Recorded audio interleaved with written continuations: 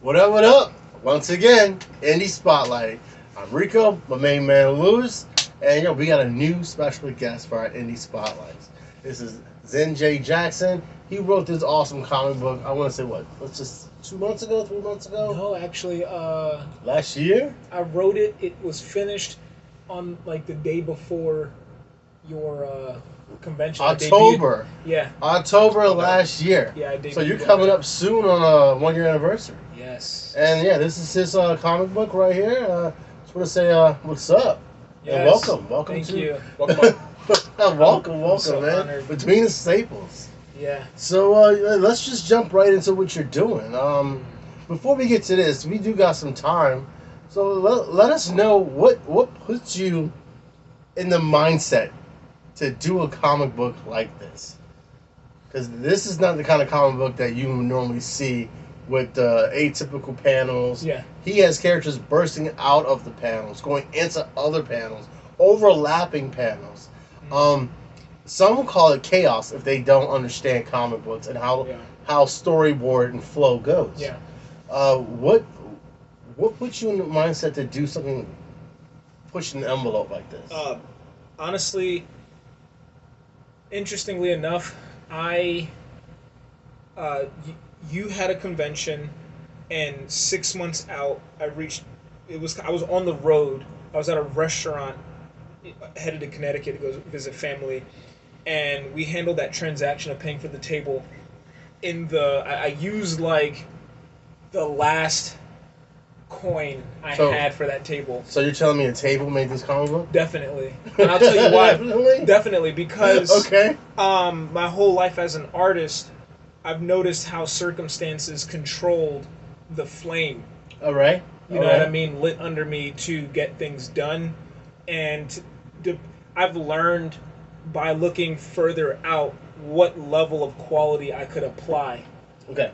Knowing that this was like my debut comic at my first convention, to myself, I owed it to myself to give it the proper visual representation as best as possible, and I didn't hold back. Even obviously as an artist, we always say like I could do better, but that's the beauty of it. I knew automatically where I could do better as I hit panel to panel, page to page. But overall, I wanted to see how much fun I could have with 6 months. Okay. So there wasn't. I'm not gonna lie. It wasn't that there wasn't stress. I just dealt with it really well, and the North Star of completing this project was to have fun and to get it done no matter what. Have it printed it no matter what. That's why there's no inking. That's why there's no coloring. You know, I allowed that to be in the present moment of this comic. It was gonna just be that, and if you liked it, you liked it, and if you didn't, you didn't. Could we say that's because, like he was saying, this is a comic book is raw, and I'm gonna post some stuff up throughout the screen so you guys can see. But this comic book is very raw, but doesn't mean that's wrong, unfinished, or even just simply as bad. It's a new style for me of comic book reading. I would like to say like this is almost like the guerrilla version of comic books. You know, like it's just in your face, it's gritty, but there is a serious story behind it between the gray and black lines. So can we say this is your style of comic book creating? Is this something that we can further see for your next issue and every other comic book you do, or is it just Jack's journey? Particularly with this, so you taught me what an ash can was, and I took that to heart.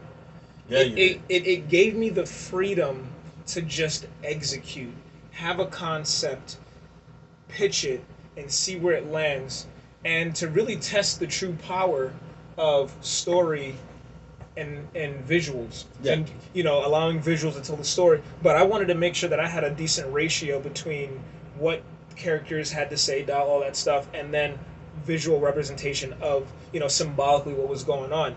And I take it to heart when I get in there and start doing that kind of stuff. I wanted to to answer your question first, this is the style that took place with what I had. Now that I have more room, I am, we might get into later, but my motivation right now for the next issue is that um, AI is definitely pushing us as artists to focus on what's true and important to ourselves. Yeah. And value and human authenticity is what's more important. So, what that looks like for me is collaborating with my wife and having the next issues, therefore, after are done traditionally watercolored.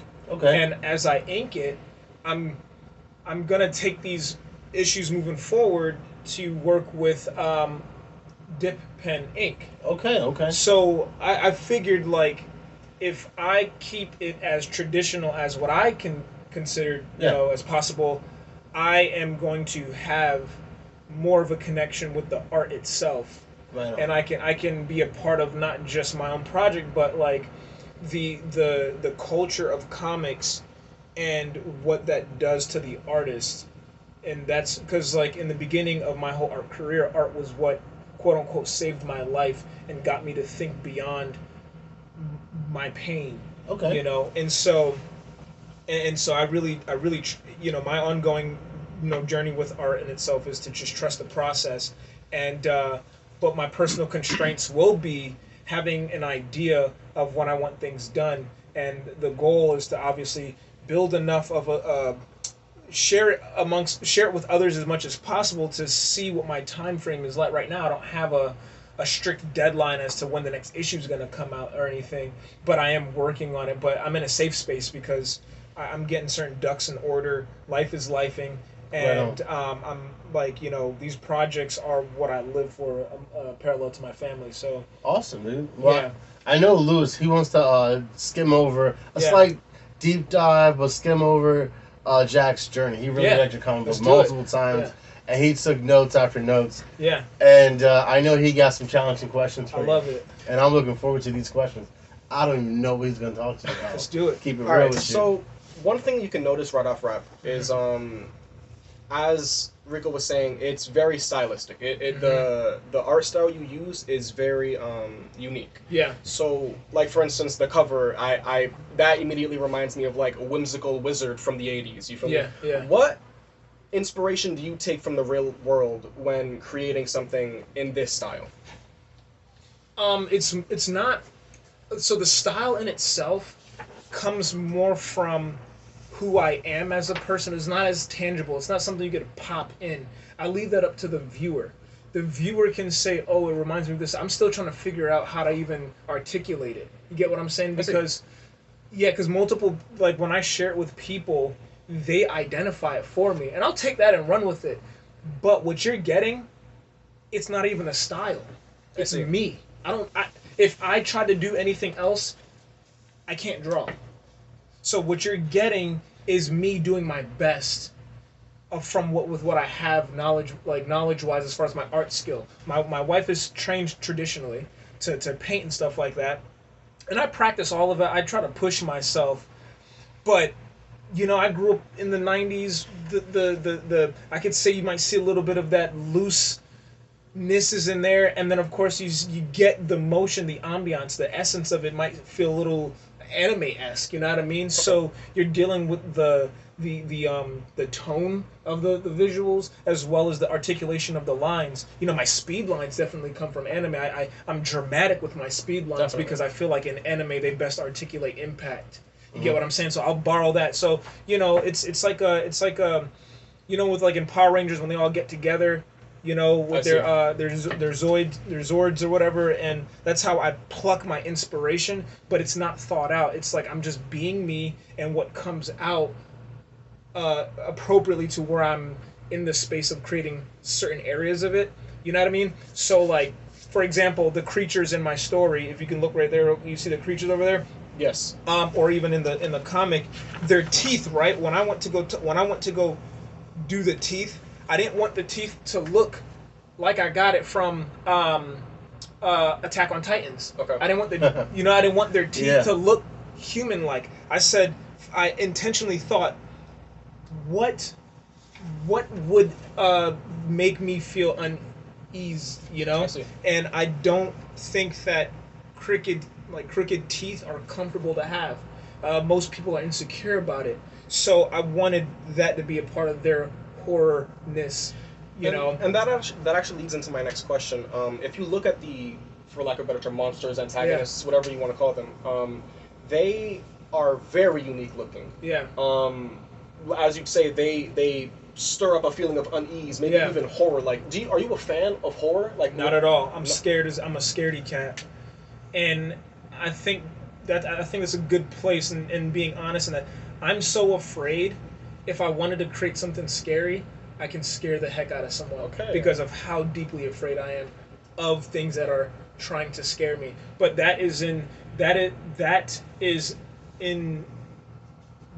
coming from the understanding that my imagination is very vulnerable. You know what I mean? So whatever's going on in me, it's easily influenced. I see. And that's I've protected that space from a survival state as a kid, because that's all I had was like my innocence and my childhood, growing up very quickly. You know what I mean? So with that being said, and I grew up in a, like, someone could say, a haunted house when I was younger. So there's a lot of activity going on. Okay. But on top of that, we would watch scary movies. You get what I'm saying? From Blockbuster and stuff like that. And on top of that, I had a sister that was like my baby sister. We called her Yikes because she loved scary movies. So like when I was like probably 10, she was probably like 5 or whatever.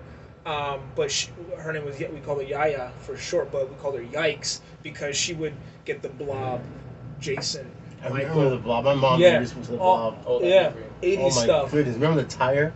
No, I don't, bro. Oh, there was this huge I was like this. building-sized. I don't remember none of that. There was this huge building-sized tire. All it did was just roll down the street and run into people and kill and squish them. Yeah. That's the whole movie. Yeah. It was set in almost like a 1980s Mad Max look. Okay. Like just indie. Here's a street, flat plain Get it done type background, budget. a gas station. Quentin Tarantino could have did it, and you Yeah. were like, "Oh yeah, I can see that." Yeah. And it was just a tire, no special effects. The 80s. They just zoomed in on the tire really close to make it look They really definitely pushed the envelope on horror, and they didn't care. Wow. I know there was like a tomato in the 70s. big. Yeah. There was like a tomato, and there was like this also in the 70s. They had this like foam that you would like spray on. It was like whipped cream, but the whipped cream would like eat you. It was weird. What? Yeah, it was like All right. it was. Anyway. Well, let's jump back into Jack. For So, real. so we kind of got the journey of Zen and what brought him to the doorstep of creativity. What can you just briefly explain this? What is this book about? Like we're talking right now. We're not talking to me. We're not talking to Louis. We're talking to the audience that want to potentially pick up or be curious in your comic book. If you could narrow down to what this is and why they should buy it, Yeah. what would you tell them? If you had like 30 seconds, what would you say? First off, if you are into Hunter x Hunter, if you're an OG who's into the Dark Crystal, you're going to enjoy what I'm bringing forth with this story. It's about a boy who, in this piece here, it's about a boy who, after discovering his family being demolished by these creatures, he is then, catapulted towards a forbidden island full of cannibalists, where he has to learn about his relationship between these monsters, as well as his newfound powers related to the mycelium network. And if you also are a human who has struggled with some sort of self-diagnosed mental illness, insecurities with eczema, this story carries on focusing in that nature of healing, my journey through that kind of stuff. So I think it touches the heart as well as the entertainment side of things. And if you're also into supporting independent comic books and want something fresh, not something so connected to being quickly rebooted or remade, this is the spot to be. This is like Right on. watching the right podcast right now. So Okay. Well, do you feel as though your comic book is making any kind of traction? Are you getting any feedback?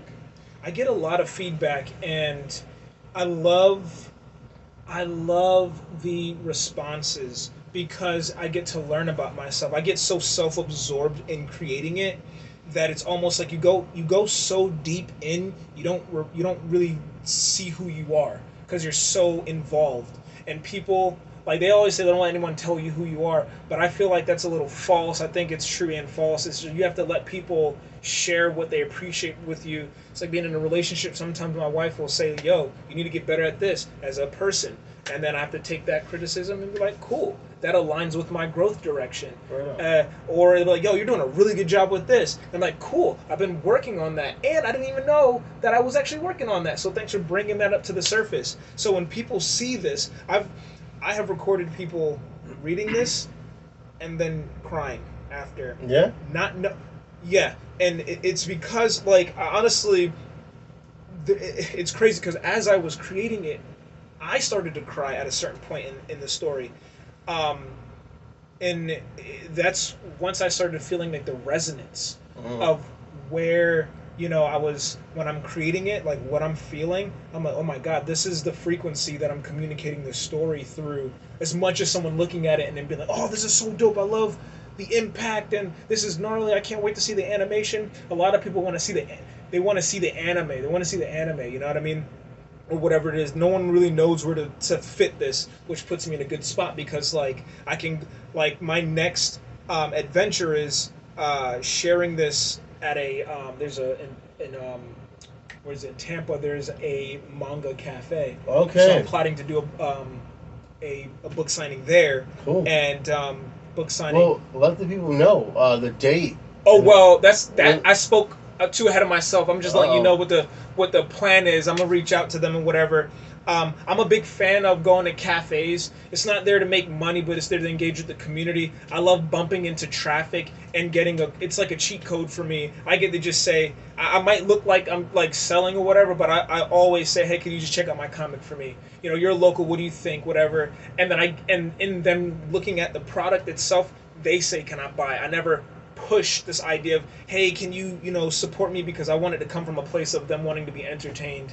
You know what I mean? So that's kind of like, but the question was... The question, what is Jack's journey? Okay, yeah. Yeah. So I'm a bit of a ranter, but no, his overall journey is, and I'm going to just break it down real quick. It's a chosen one trope, right? So there are 12 of these eggs, all representing a particular stone. His is the 5th obsidian stone. If you look at the clock, you have one crystal ova laid out, mirroring the clock, and together these stones create a cosmic harmony. This gentleman in the cover, as you would experience in the first issue, this is like issue 0, the ash can or whatever. And the next issue will experience his greed, his desires, his goals. Okay. His goal is to protect his city. He's the king of this, like, a location, and there is a black hole approaching them. So, and it has a manifested form. So he wants this sacred egg to offer it to the black hole approaching, getting ready to swallow his planet. And in removing this egg, it peels it unhatches not unhatches it, just like it opens the portals to these creatures on a moon elsewhere. Okay. And it's filled with all these portals. The creatures are able to get through the moon and interact with all these portals and end up where they need to be to then further create their own species. They're not like demons or anything. They are just unsatiated creatures that want essence, so to speak. Essence from the crystal, but spirit or prana, whatever you want to look at it. I call it source in my story. Yeah, so... All right, well, Lewis, is there anything else you want to add to this? You've mentioned a lot about how you like to dive deep into the community. Yeah. I've spoken with you, and you've said how you feel as though you have a good connection with the youth. You give out comics and whatnot. Yeah. What does it mean to you? Because I'm assuming you grew up enjoying, if not just literacy, but art in general. What does it mean to you to have that reach to the community as much as you do? Man, I feel like when you got a kid's attention in such a busy world, like, with the access. They could be doing anything, productive or non-productive right now. So today for me, it's when you get a sense of awe from a kid that speaks volume to me, because I now can influence them, so whenever I'm talking to kids, I also work at a crisis unit, so I get kids who are distracted by their pain and they respond from it in a negative way, and they're stuck in this perpetuating world of negative reinforcements. They want attention, they cry out loud, they do bad, and they're sent to somewhere else that is giving them medication and putting them to sleep when they act out and things of that nature. So when I open up about creating and storytelling, the process to create a story when a kid is interested, I think it puts them back in alignment with their natural self, and not and being able to train themselves to reprogram them. You know how today we're like, oh, I got to reprogram my mind. You know what I mean? Like, I feel like moving forward, this generation is going to have to reprogram their minds from being so easily influenced by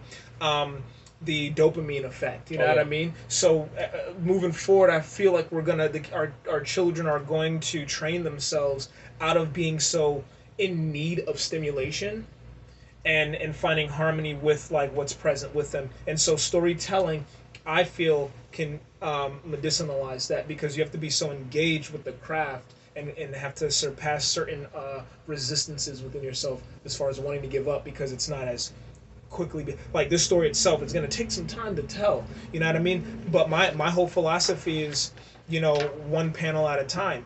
You know what I mean? Like, the moment I get a panel done and I go online and I show this one panel, I treat it as an art. I then have so much content in one panel. I talk about what I've done here. I talk about the single shot, because me and my wife are into film, so I take to heart cinematography as well.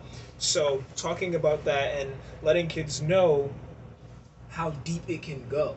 You know what I mean? And you don't have to settle here, but this can be a start. You know what I mean? All right. Is Metal Monkey Comics, is that your company? Yes. So I needed something there to look cute. Okay, well, no, that's your comic book company. But here's the thing. That's an awesome name. Metal Monkey is the Chinese zodiac of my uncle, who put me on the comics. He was in like a 3-year coma or something like that. He was in a coma for like forever. And when I was a kid, he told me, because he was the family's like go-to comic guy. I mean, he had all of this in his basement. He was living with me at the time, and he had all of this in the basement. I would go downstairs, and I was a nightmare. What I did was, I was young, so please don't judge me. I'd go into the comics, and then I would cut out the heroes perfectly. Yeah. Cut out the panels. I can't believe perfectly. I know. I'm so sorry, buddy. I'm so sorry. He's like signing it, having me sign like insurance right now. But like, why? Why? But here's the thing. They look just as good in the book. Why or why not? His response to that is why he's on here today. The grace he gave me during my chaos. Yeah. The grace he gave me during that that Chucky-like phase that I was in. He said, at least you decided to follow the lines. Yeah. He said, at least girls, I didn't cut through. Don't cut your comics up. Don't cut your uncle's comics up. If I would have cut my uncle's comics up, I would not have a comic shop.